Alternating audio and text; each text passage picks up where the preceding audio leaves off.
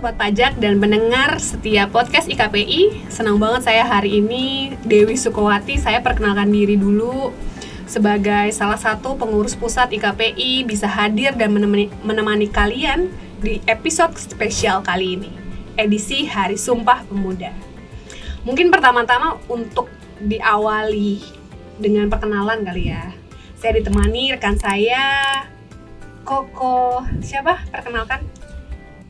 Halo Mbak Dewi, perkenalkan aku Rian Sumarta. Kebetulan aku pengurus IKPI cabang Jakarta Utara.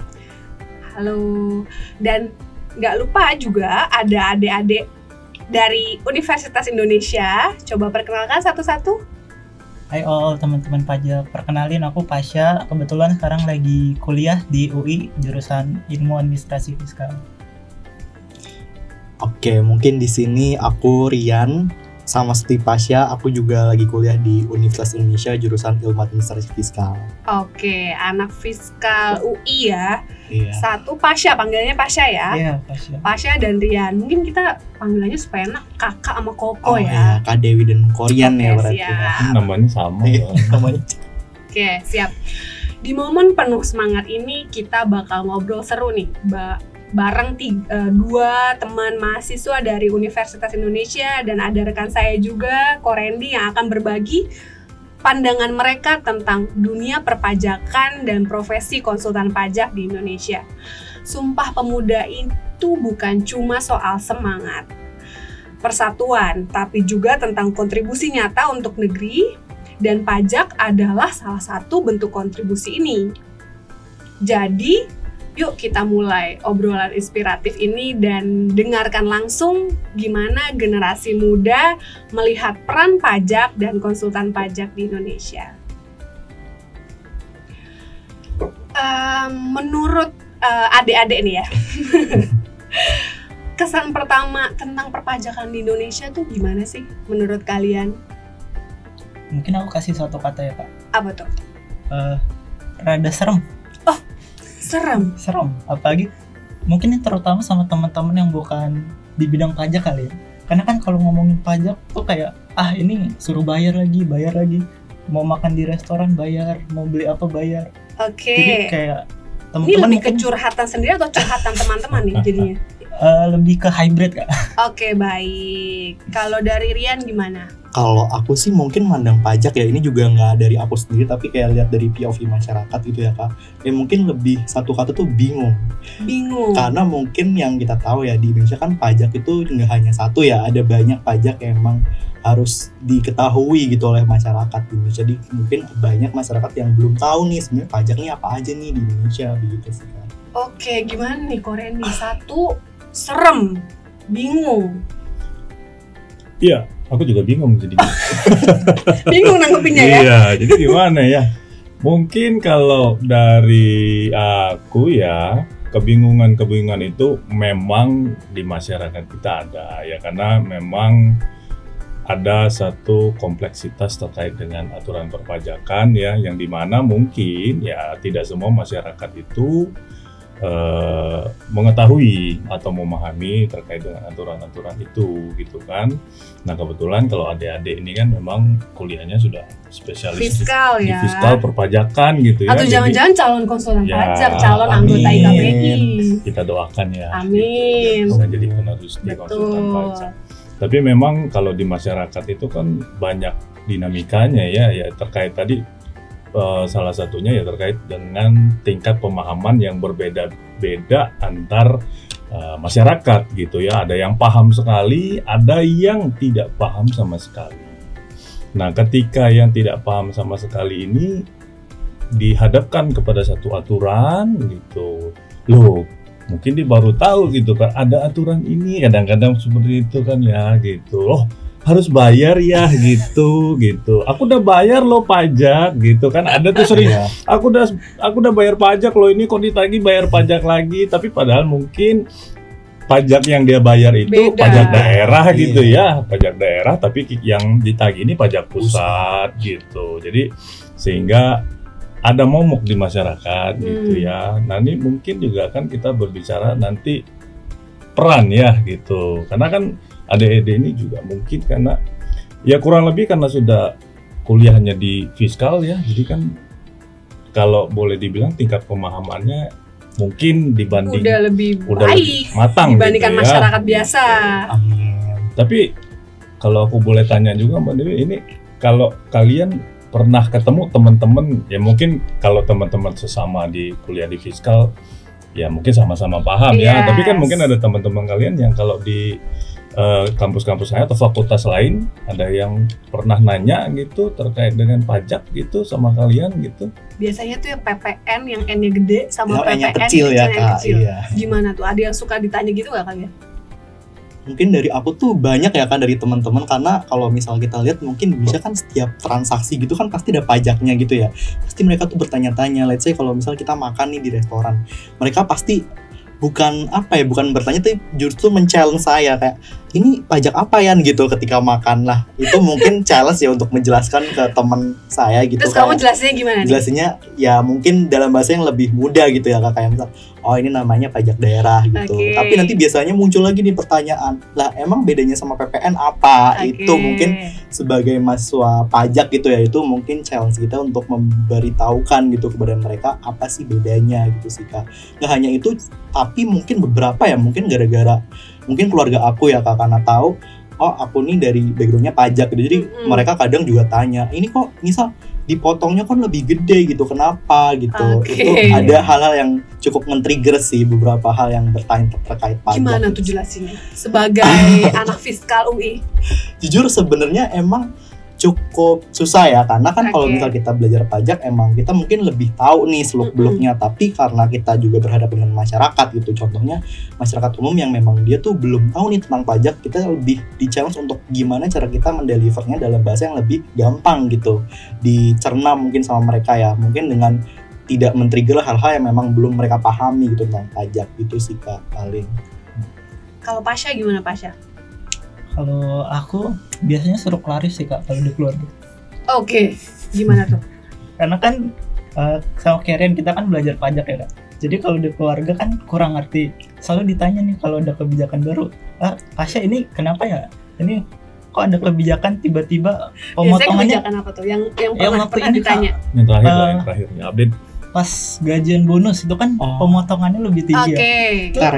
Ditanya, Syah ini kenapa gede banget pemotongannya gitu kan. Nah pas awal-awal itu kan baru muncul juga ya tentang TAR, jadi masih mendalami. Jadi aku bilang aja Kak kayak oh iya ini tuh karena pemotongannya berubah, nggak kayak dulu gitu Kak. Jadi sekarang kalau pas gaji bulanannya lagi gede ya emang gede, tapi tenang aja, itu tuh kayak bulanannya aja pemotongannya gede, tapi di akhir tahun dibalikin lagi kok kalau lebih gitu. Jadi mungkin kita tuh kayak ngasih quote and quote pencerahan lah, bahwasanya yang dipotong itu nggak semuanya bakal dibayarin atau nanti tuh dibalikin kok kalau lebih gitu.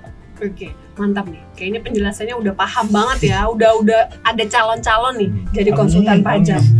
Tapi kalau sistem perpajakan di Indonesia menurut kalian tuh gimana nih? Maksudnya apakah sudah bisa jadi efektif? Udah sesuai dengan kan emang fungsi pajak kan untuk pembangunan negara kan. Menurut kalian gimana sistemnya? Kalau menurut aku sendiri ya Kak, mungkin kan kita tahun ini tuh ada reformasi yang cukup besar ya di perpajakan Indonesia dengan adanya Cortex gitu. Itu menjadi salah satu loncatan besar gitu bagi Indonesia terkait mendigitalisasikan pajak gitu. Itu menurut aku pribadi salah satu gerakan pemerintah gitu untuk memudahkan gitu pajak itu, mekanismenya dipermudah bagi wajib pajak. Jadi dari hadirnya Cortex itu pandangan aku lebih kayak sekarang ini pajak lebih dimudahkan gitu, entah itu dari pelaporannya, perhitungannya begitu sih Kak. Tapi mungkin untuk yang lainnya emang kita nggak memungkiri ya banyak pajak emang lebih complicated gitu. Let's say di selain Cortex juga kan banyak pajak juga ya, misal pajak daerah gitu yang memang mungkin di sebagian masyarakat gitu, karena mungkin aku juga backgroundnya bukan dari Jabodetabek ya Kak, itu mungkin lah masih belum bisa dimengerti lebih lanjut gitu oleh masyarakat awam gitu sih Kak. Oke, gimana Pasha? Ada tambahan nggak? Mungkin aku mau bilang kayak yang Rian tadi, Cortex itu a step in the right direction lah Kak. Jadi langkahnya udah benar, tapi kan kita tuh lagi di masa transisi ya Kak. Jadi buat teman-teman mungkin mohon dimaklumin aja kalau masih banyak error atau apa. Oh harus begitu ya, iya. Bagi wajib pajak mohon. Harus kita harus maklum lah. Oke, Namanya bagus transisi, dong. Kak. Berarti Demi ini- reformasi lebih baik ya Namanya kak. transisi, Iya. Kak. Baik, oke. Lanjut. Jadi sebenarnya maksudnya udah baik, Kak. Kalau dari aku sendiri nangkapnya itu kan Cortex itu kita mau buat kayak pelayanan satu pintu gitu kan, Kak. Bahkan sekarang kalau kita ngomongin ke pengadilan buat banding bahkan mau dibuatnya di Cortex gitu kan, Kak. Tapi mungkin dari pengalaman pribadi dan teman-teman masih banyak lah kekurangan, kayak kita agak kesulitan untuk menggunakan gitu. Tapi ya itu tadi, mungkin sistem perpajakan kita sekarang tuh belum sempurna, tapi kita sedang menuju perbaikan dan perbaikan terus ya, Kak. Gimana nih Korendi? Bagus banget nih jawaban mereka ya. Memang kalau aku lihat ya teman-teman adik-adik udah memang cukup paham ya dengan dinamika perpajakan Luar biasa. saat ini ya, dengan isu-isu yang memang sedang hangat saat ini gitu ya, terutama dengan kondisi perpajakan kita saat ini ya, memang tadi dalam kondisi reformasi besar-besaran kalau kita boleh bilang, terutama dalam hal digitalisasi ya gitu. Karena memang kalau kita kembali ke prinsip pemajakan kita gitu ya, nah kita kan juga menggunakan self assessment system ya, dimana kita kan hitung, setor, lapor ya sendiri gitu, sehingga memang ya kembali lagi ke tadi gitu kan, bahwa tingkat pemahaman masyarakat itu tidak merata gitu, sehingga memang dalam hal ini ya DJP harus membantu wajib pajak bagaimana bisa untuk memenuhi kewajiban perpajakannya gitu terkait dengan self assessment ini. Nah makanya sekarang kan pemerintah itu melalui DJP juga sedang mengembangkan sistem-sistem yang memang kalau kita lihat itu saat ini kalau dibanding dengan zaman dulu ya, saat-saat ini tuh kan memang sangat-sangat membantu gitu ya, dengan digitalisasi ya dan elektronifikasi segala macam gitu ya. Jadi semua pekerjaannya memang sudah serba digital gitu. Lebih mudah. Ya, bisa anywhere, bisa anytime gitu. Bayar pun kita kapanpun bisa di jam bayar. berapapun Di jam ya. berapapun, lapor pun di jam berapapun kita bisa. Dibandingkan dengan zaman dulu, kalau kita masih manual, ngantri di dulu bank SPT gitu tahunan. kan, juga bayar juga harus tunggu bank Offline buka. ya. Sabtu Minggu nggak bisa gitu. Lapor masih harus ngantri di KPP-nya langsung gitu. Tapi kalau sekarang kan masyarakat sudah dibantu dengan adanya sistem-sistem yang memang dibuat untuk mereka gitu ya, biar bisa lebih mudah untuk bisa comply dengan aturan perpajakan yang ada gitu. Mungkin ke arah sana sih ya gitu. Memang kalau kita lihat ya, dan semoga ke depan akan lebih baik gitu terkait dengan perubahan-perubahan ini gitu. Saya setuju sih sama kalian. Ini untuk menuju digitalisasi, sabar aja, memang ini sistemnya belum sempurna, akan disempurnakan, betul. Tapi memang kalau dari sisinya wajib pajak, untuk yang pelaku kadang itu struggle untuk setiap harinya melakukan pekerjaan. Cuman ya memang kita sebagai konsultan pajak ya jadi penengah ya antara petugas pajak dan wajib pajak gitu kan.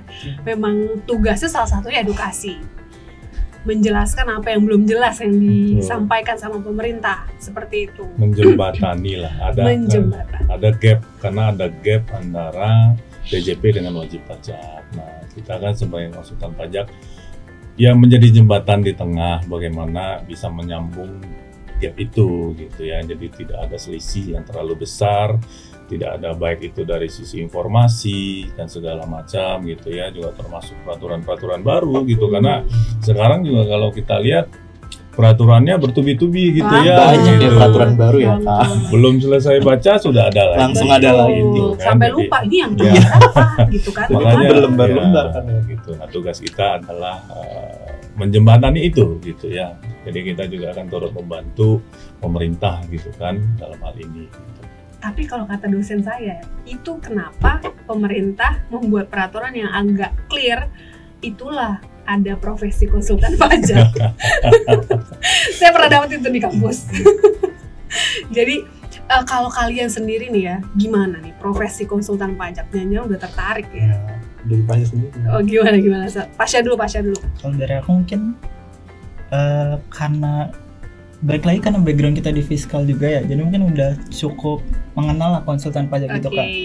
Kalau sendiri mungkin cukup menarik sih profesinya Kak, kayak karena kalau ngomongin konsultan pajak balik lagi kita kan menjembatani sama wajib pajak, jadi itu tuh menjadi challenge tersendiri yang menarik buat aku gitu Kak. Jadi gimana kita bisa memahamin perkembangan perpajakan, apalagi di Indonesia kan membingungkan kalau kata Rian tadi kayak mungkin aku mau point out peraturan sekarang itu kan banyak yang omnibus ya Kak, kayak digabung mulai dari terakhir apa ya, Cortex terus bahkan yang pemeriksaan juga digabung yang baru. Betul.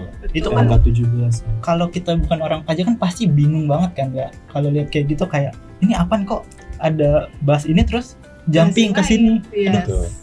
Pusing nih. Ya udah panggil konsultan pajak aja. Nah, disitulah opportunity kita lah sebagai pekerjaan Kak. Kalau semua ngerti kan buat apa lagi ada konsultan dong Kak? Nggak ada profesi konsultan pajak. Setuju. Gimana gitu ya? Kan? Oke, kalau dari aku sendiri sih lebih suka karena sebagai konsultan pajak ya, karena kita menjembatani, di situ kita di challenge kayak itu tuh harus tahu POV dari otoritas pajak gimana, POV dari wajib pajak tuh seperti apa gitu. Jadi kayak menarik karena kita di sini juga tidak hanya belajar terkait regulasi yang baru keluar begitu, tapi kita juga harus tahu nih sebenarnya dari otoritas pajak nih sebenarnya spiritnya apa nih untuk membuat regulasi ini, atau mungkin kan beberapa regulasi begitu ya Kak. Mungkin ada beberapa regulasi yang memang cukup complicated begitu. Jadi di situ kita tidak hanya belajar terkait regulasinya, tapi di situ mungkin yang menjadi menarik begitu bagi saya konsultan pajak adalah kita harus tahu nih sebagai dari DJP-nya ini sebenarnya pengennya nih seperti apa begitu dari regulasi yang keluar ini. Dan pun kalau misal dari wajib pajak, sebenarnya wajib pajak nih mengartikan regulasi yang keluar ini seperti apa. Jadi mungkin di situ peran konsultan tidak hanya menjembatani, tapi kita juga harus tahu nih sebenarnya apa nih yang diinginkan oleh DJP dan apa yang diinginkan oleh wajib pajak. Jadi di situ mungkin kita lebih clear aja sih Kak di situ, kayak mungkin yang harus dilakukan adalah ABCD begitu sih Kak. Itu mungkin hal yang cukup menarik begitu bagi saya untuk lihat sebenarnya POV yang benar tuh seperti apa gitu sih Kak. Keren nih, kita udah dapat bibit calon anggota IKPI nih. Gimana nih kok? Luar biasa nih. Ya aku lihat sih memang belum ini ya secara pemahaman adik-adik Pak Pasya sama Rian ya, yang betulan namanya sama lagi sama saya gitu kan. Sudah ini ya, sudah cukup matang ya untuk pemahaman gitu ya. Memang kalau dari sisi profesi, apalagi kalau kita lihat sejarah berdirinya KPI ya, itu kan sudah dari tahun 1965 ya. Jadi memang kalau kita lihat berarti profesi ini udah dari lama ya. Dari lama ada gitu, bukan sesuatu hal yang baru gitu ya. Dan masih bertahan sampai sekarang gitu kan ya. Karena memang ya tadi ya, profesi kita ini diperlukan untuk mengisi kekosongan di tengah antara Fiskus dan wajib pajak. Karena memang ya kita juga harus pahami ya, kondisi DJP itu pasti kan yang namanya sumber daya terbatas ya dibanding dengan jumlah wajib pajak, apalagi kalau dibandingkan dengan jumlah penduduk kita gitu ya. Tidak mungkin bagi mereka itu untuk mengedukasi satu persatu gitu kan, dengan kondisi negara kita gitu kan yang memang luas dan besar sekali gitu. Jadi makanya disitulah ada satu kesempatan juga kebetulan untuk kita sebagai konsultan berperan ya. Ya peran kita ini sebenarnya sebagai satu profesi ya, tapi juga sekaligus sebenarnya profesi yang ya kalau boleh aku bilang membantu negara. Betul gitu sekali. Ya. Jadi bukan hanya profesi yang murni komersial gitu ya.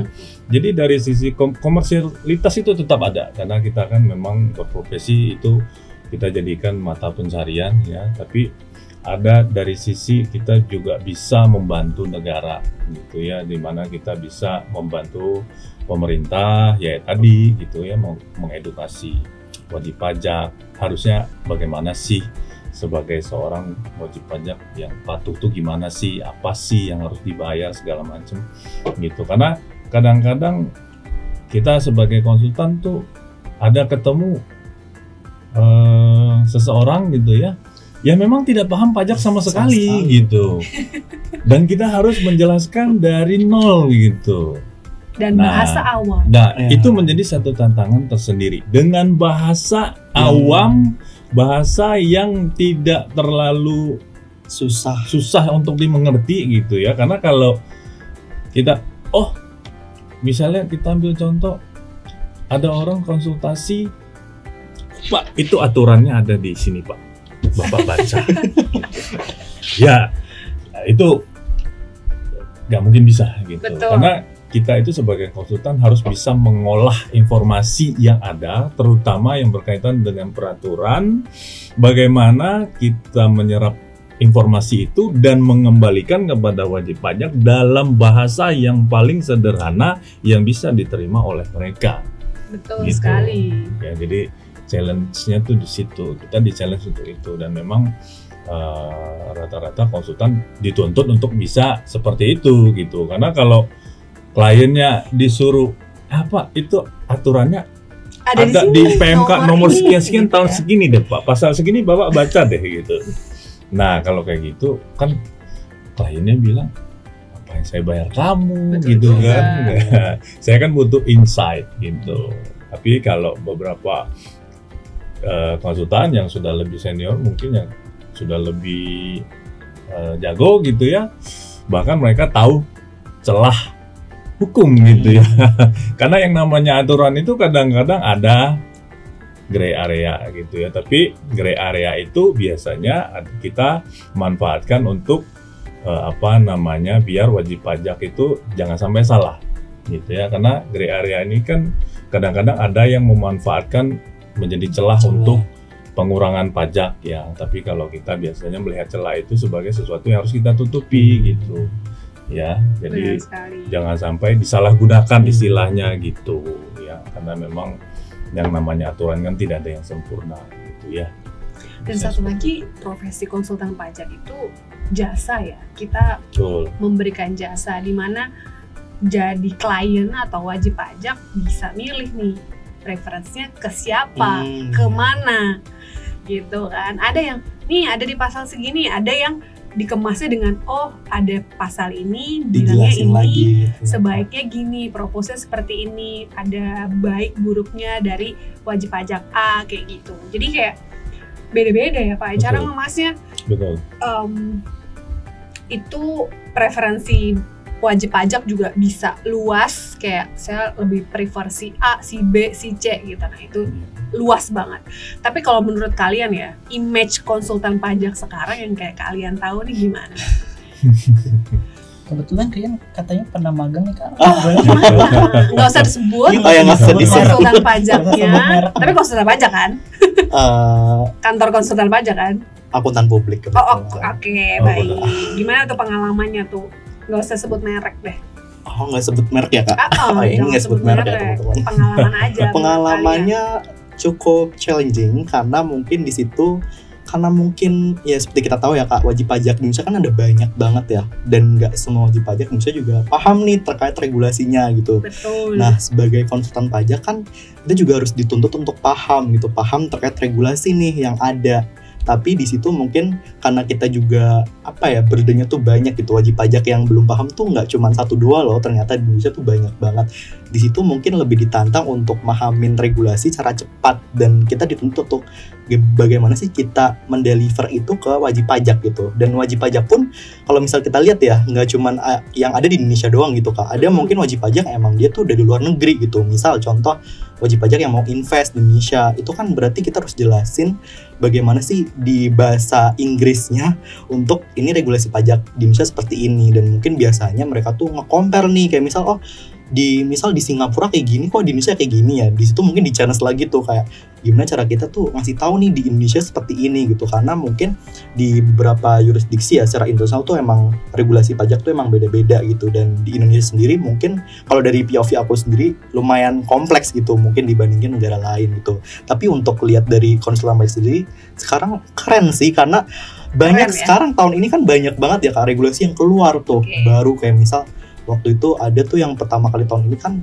kayak PMK terkait Cortex itu kan banyak banget ya, kayak omnibus tadi yang seperti Pasha bilang, dan kita kayak harus paham nih terkait omnibus ini dalam waktu yang cepat gitu untuk kita bisa ngomong nih ke wajib pajak biar komplain itu seperti apa, dan mungkin banyak regulasi baru juga yang tahun ini tuh baru terbit gitu, seperti tadi pemeriksaan pajak juga baru terbit, bahkan akhir tahun kemarin juga kalau nggak salah tuh yang lumayan challenging chaos juga terkait global minimum tax ya, itu baru keluar, itu cukup complicated, apalagi karena yang regulasi itu kan nggak cuman kita memberitahukan ke wajib pajak Indonesia karena itu basicnya internasional, jadi kita juga harus ngasih tahu nih ke wajib pajak yang memang luar negeri cuman beroperasi di Indonesia gitu, itu impactnya apa gitu. Jadi kayak menurut aku ya mungkin tahun ini keren banget sih karena harus bisa memahamin banyak regulasi dalam waktu yang cepat gitu sih Kak.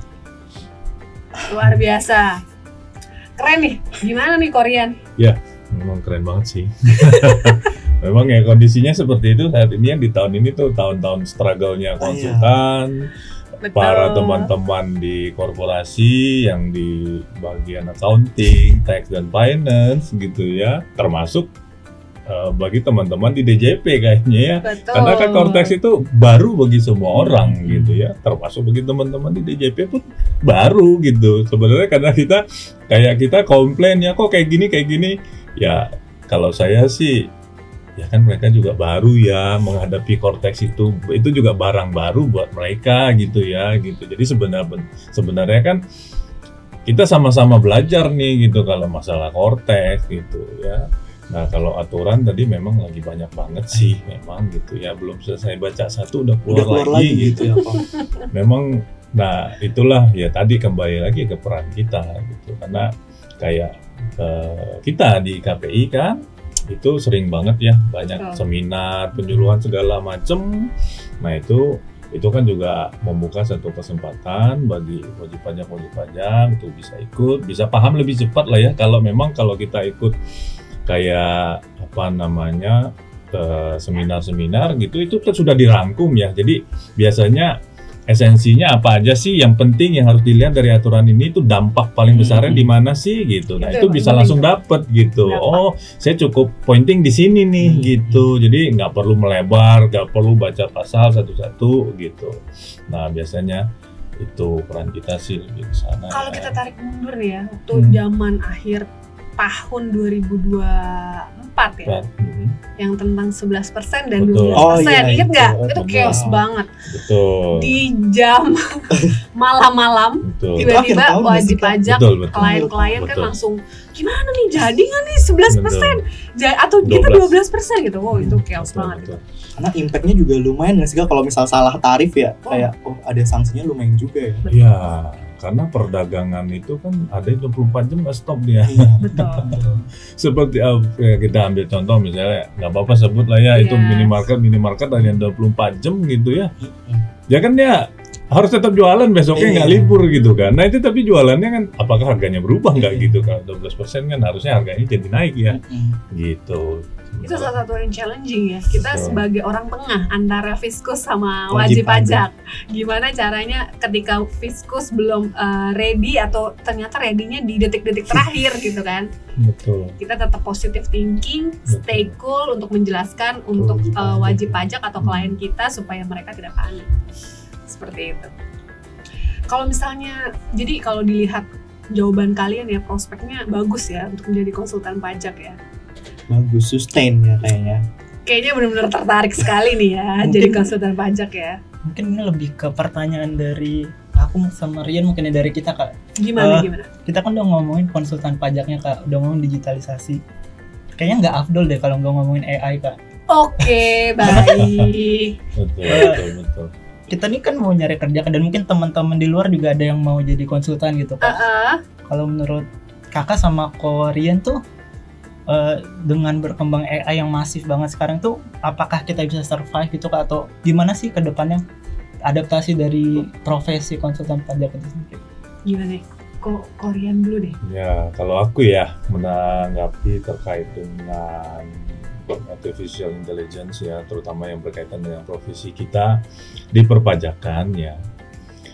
Kalau dari kita, ini kan masalahnya apakah besok kita bisa diganti AI kan? Sebenarnya kan intinya gitu kan. Konsultan pajak, apakah konsultan pajak itu bisa digantikan oleh AI? Kalau dalam pandangan aku, untuk beberapa tahun ke depan nggak tahu ya, nanti kalau mungkin AI-nya itu sampai yang levelnya God gitu ya, levelnya tuh bisa sampai benar-benar seperti orang gitu ya. Tapi kalau yang sampai level sekarang, kalau untuk bisa menggantikan saya rasa belum ya. Tapi apa yang bisa mereka lakukan biasanya adalah memberikan informasi ya, biasanya karena kita juga hidup saat ini harus berdampingan dengan teknologi. Betul. Kita tidak bisa mengesampingkan teknologi. Jadi kita harus hidup berdampingan dengan teknologi dan memanfaatkan teknologi. Ya di semua level usia. Ya. Termasuk yang senior juga kan sekarang saya lihat banyak yang sudah beradaptasi dengan teknologi. Nah, terkait dengan AI ini kita harus menjadikan mereka senjata kita. Dalam hal ini alat bantu. Gitu, karena AI itu kan memang sangat powerful ya gitu. Nah, tadi misalnya kayak mereka bisa membantu memberikan informasi-informasi segala macam gitu. Terus bagaimana kita bisa mengotomasi gitu. Tapi kita kembali ke peraturan tadi, memang terkadang peraturan itu ya kadang ada yang tadi seperti gray area segala macam sehingga membutuhkan professional judgment dari kita sebagai tax consultant. Nah, ini mungkin yang memang belum bisa digantikan gitu ya oleh AI, karena judgment itu juga tergantung kondisi si klien, kondisi bisnisnya, tergantung kondisi ekonomi segala macam, tergantung orientasinya klien maunya seperti apa gitu kan. Nah, jadi mungkin dari sisi itu yang nggak bisa diganti. Tapi kalau kita cuma ngomong masalah hitung, ya mungkin AI bisa bantu hitung gitu. Kita masukkan angkanya, ini PP21-nya berapa sih? Ya dia bisa keluarin hitung. Makanya saran saya ke depan itu memang kita jangan fokus di masalah teknis seperti itu gitu ya, karena kalau kita fokusnya di teknis seperti itu ya AI bisa tuh gitu kalau menghitung segala macam ya gitu, karena itu cuma teknis aja gitu. Tapi harus kita kembangkan kayak tadi, bagaimana kita memahami satu aturan, memberikan nilai lebih dari pemahaman aturan itu sehingga kita bisa mengedukasi klien gitu ya untuk bisa menjadi lebih patuh gitu. Nah, ini mungkin yang AI tidak bisa lakukan gitu. Jadi memang kalau ke depan, kalau menurut saya profesi kita ini memang akan tetap ya eksis, tidak bisa digantikan secara langsung oleh AI. Tapi bagaimanapun ya tadi kita harus hidup berdampingan dengan AI gitu. Bagaimana itu kita bisa dipungkiri betul, kita harus gandeng AI untuk membantu kita menjadi konsultan yang super gitu kan. Gitu. Karena konsultan super itulah yang dicari oleh klien. Betul. Konsultan yang serba bisa. Karena kalau klien itu maunya sekali bayar langsung, kamu bisa semua gitu. Maunya bisa semua, sampai kadang-kadang kalau boleh curhat ya, kadang-kadang karena klien ini ya, kalau kita boleh sharing gitu ya, klien ini kadang-kadang dia kan tidak bisa marah ke DJP langsung ya. Kalau ada sesuatu kan konsultan ya, korteks lah gitu. Aduh, hari ini nggak bisa lapor gitu kan, lagi error ya gitu, atau lagi downnya gitu. Karena mereka nggak bisa marah langsung ke DJP, itu mereka marahnya ke kita. Jadi kita juga harus siap gitu menjadi bumper dia di depan gitu. Nah, kadang-kadang ya itu juga menjadi satu challenge bagaimana kita menenangkan mereka gitu. Jadi karena mereka tuh marahnya ke kita, ini gimana sih katanya disuruh taat tapi kayak gini. Ah ya gitu, kita harus bisa mengedukasi mereka juga, itu menjadi satu challenge juga gitu. Dan kita harus banyak-banyak bersabar di situ ya gitu. Jadi gitu, harus banyak-banyak bersabar. Saya tambahin sedikit ya. Jadi kalau AI saya setuju dengan Rian ya. Kalau misalnya tidak bisa dipungkiri kita harus berdampingan nih di era digitalisasi sekarang gitu kan. Cuman memang bisa gantiin nggak? Menurut saya tidak bisa, bahkan menurut saya pribadi ya, kayak mungkin 10 tahun ke depan juga masih belum bisa. Kenapa? Karena sebuah profesi, khususnya konsultan pajak, di situ ada nilai yang tidak bisa digantikan sama AI. Salah satunya adalah tanggung jawab di situ. Kalau kita memberikan konsultasi, ada tanggung jawab, ada integritas di situ. Jadi tidak bisa digantikan yang bagian itu ya. Mungkin AI itu menjadi alat atau mungkin pekerjaan kita menjadi lebih efektif, efisien, itu benar. Jadi sebagai konsultan pajak yang mungkin kayak gen-gen yang bukan Gen Z ya, mungkin Gen Z udah lebih sat-sat gitu. Oh nggak ada AI, ada ChatGPT apa gitu. Tapi yang milenial justru yang malah adaptasi gitu. Nah itu juga sebagai konsultan pajak juga nggak bisa tutup mata juga. Kalau bisa lebih cepat menyelesaikannya, kenapa? Kalau bisa 15 menit, kenapa harus 30 menit gitu kan? Nah itu juga kita harus bisa pintar-pintar memanfaatkan AI. Tapi bukan berarti hasil konsultasinya juga didapat dari AI. Beda ya. Jadi reportnya tidak bisa Emang ada kayak gitu? digantikan. Ada yang shortcut pasti ada lah. Ada ya. Atau mungkin kalian belum tahu ya, cuman saya pernah dengar juga. Cuman kalau dari saya sendiri, saya pernah dapat wejangan juga kalau bikin report itu jangan dari ChatGPT karena itu bukan dari kita. Betul sih. Gitu. Tapi kalau untuk kayak tolong samarkan peraturan ini ya, why not? Itu untuk membantu kita mempercepat melakukan pekerjaan kan gitu. Atau untuk kayak sekarang kan AI-nya udah sampai yang kayak ngolah Excel gitu kan. Kayak itu ya dimanfaatkan gitu. Bahkan kita sebagai generasi yang bukan jago AI, kita harus adaptasi.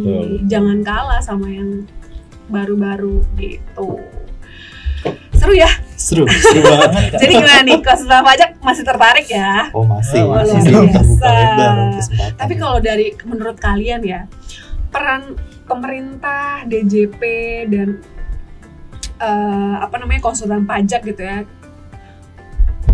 tentang kesadaran pajak itu dan kesadaran untuk mematuhi peraturan pajak itu sudah sama rata belum sih? Maksudnya ada yang harus diperbaiki atau ada masukan gitu dari yang sekarang udah terjadi menurut kalian? Maksudnya kalau dari aku dulu kali ya, perannya tuh lebih kolektif aja sih Kak sebenarnya. Kan semua punya kewajiban masing-masing supaya semua masyarakat tuh punya akses yang sama terhadap informasi perpajakan Kak. Jadi balik lagi, challenge-nya sekarang itu kan ada ketimpangan informasi. Kalau kita lihat konsultan pajak mungkin salah satu nilai atau apanya itu kan menjadi jembatan, balik lagi menjadi jembatan untuk ketimpangan informasi perpajakan itu tadi Kak. Nah, kalau kita lihat belakangan ini kan udah mulai banyak informasi perpajakan tuh gampang ya Kak diakses di internet.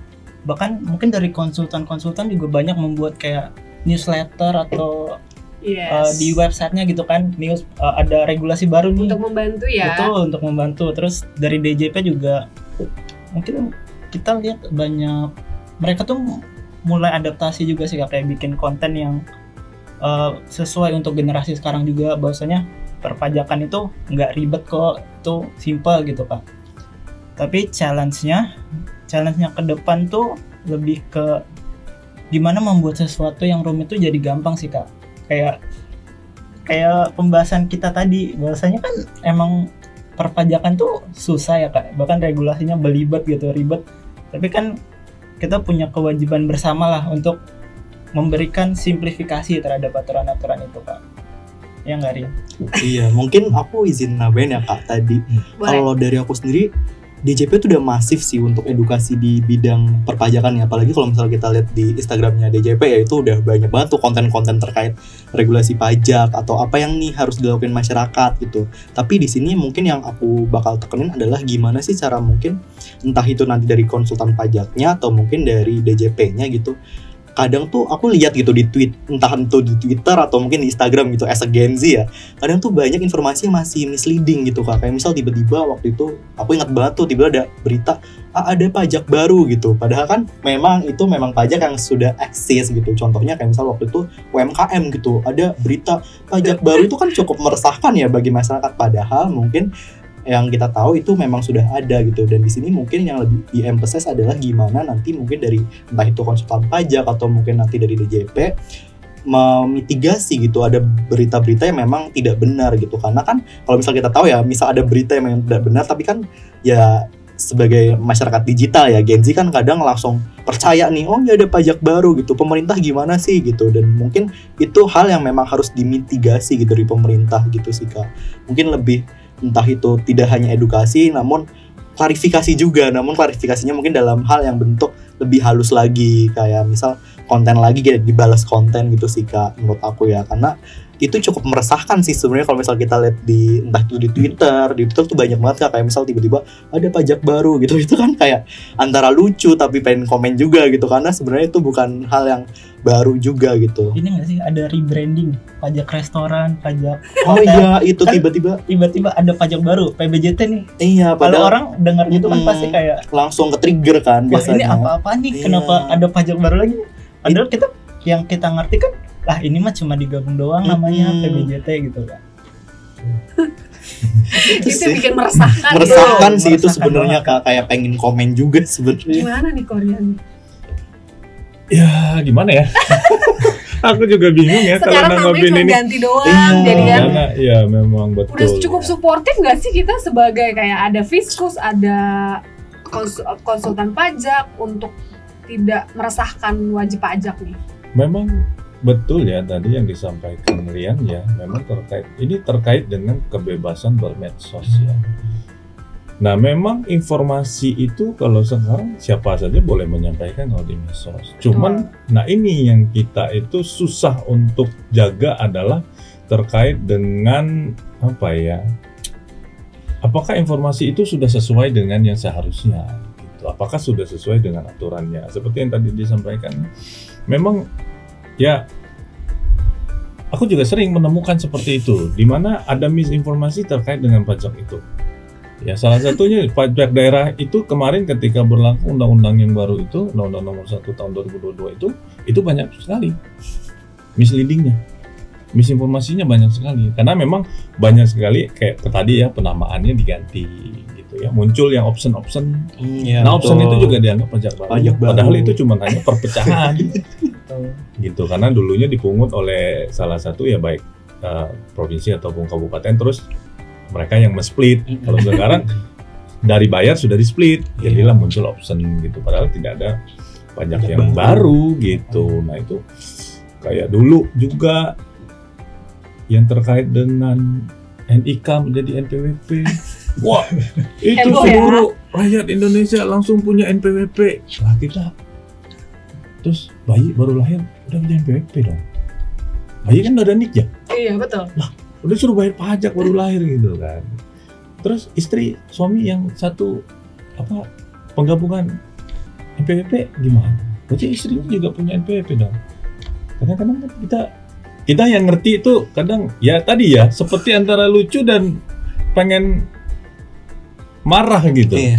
Banyak hal ya yang butuh klarifikasi. Iya, karena kok kamu menyampaikan seperti itu? Aslinya nggak seperti itu loh, aturan tuh nggak seperti itu loh, gitu. Orang kalau punya NPWP itu nggak nik langsung jadi NPWP, harus ada proses validasinya dulu, nik itu menjadi NPWP, harus permohonan dulu, gitu. Nggak ujuk-ujuk orang punya nik jadi NPWP langsung.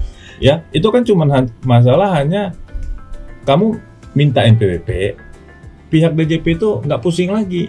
Ini kamu berapa? Ya udah itu jadi NPWP kamu, nomornya disamain kan gitu. Betul. Jadi untuk pengawasannya gampang gitu, bukan otomatis NIK menjadi NPWP, tidak, tapi hanya format penomorannya kan yang diambil gitu. Luar biasa nih, seru nih ya obrolan kita ya kali ini ya. Tapi kita udah di penghujung podcast kita. Terima kasih adik-adik kita dari Administrasi Fiskal UI, Pasha, Rian, terima kasih juga Korea. Ya, sama-sama. Pembicaraannya luar biasa, melihat ada pandangan yang semangat, harapan tentang perpajakan di Indonesia ya. Pembicaraan ini kita belajar bahwa Sumpah Pemuda bisa diwujudkan dalam banyak cara. Salah satunya dengan menjadi generasi yang sadar pajak dan berintegritas. Semoga apa yang kita bahas hari ini bisa menginspirasi teman-teman semua untuk ikut berkontribusi lewat profesi, karya, dan tentu lewat pajak. Saya Dewi Sukowati pamit undur diri, sampai jumpa di episode podcast Sampai jumpa. berikutnya. Terima kasih.